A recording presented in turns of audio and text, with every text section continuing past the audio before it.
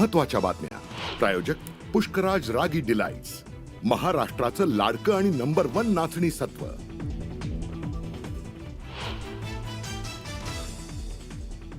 मुंबईतील एल्फिन्स्टन पुलाबाबत सोमवारी मुख्यमंत्र्यांसोबत बैठक होईपर्यंत पूल तोडला जाणार नाही.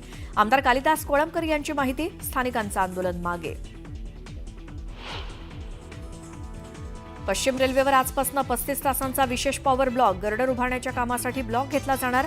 163 लोकल फेऱ्या होणार रद्द.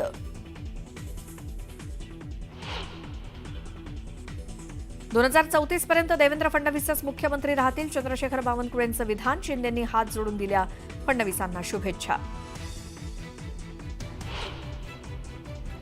पाकिस्तानला सिंधू नदीचं एक थेंबही पाणी मिळणार नाही, यासाठी 3 योजनांवरती काम सुरू. जलशक्ती मंत्री CR पाटलांची नेटवर्क 18ला माहिती. सिंधू करारासंदर्भात अमित शहांच्या उपस्थितीत बैठक पार.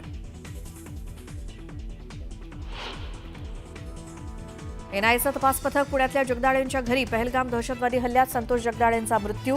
असावरी जगदाळेंकडून हल्ल्याची घेतली माहिती. पहलगाम हल्ल्याच्या निषेधार्थ दिल्लीत काँग्रेसचा कॅन्डल मार्च रोखण्याचा प्रयत्न केल्यामुळे पोलीस आणि कार्यकर्ते आमने-सामने.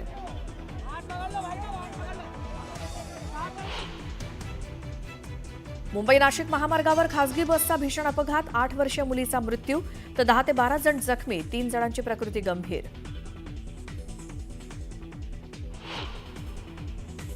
दिंडोरी तालुक्यातल्या वनारवाडी इथल्या 21 वर्षीय पायल चव्हाण हिचा बिबट्याच्या हल्ल्यात मृत्यू.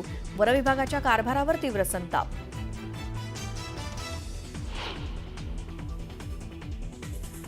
माओवाद्यांकडून सरकारला शांती चर्चेसाठी आवाहन. 20,000 जवानांनी करेगट्टाच्या पहाडीवर घेरल्यानंतर माओवाद्यांनी पत्र पाठवत घेतली नरमाईची भूमिका.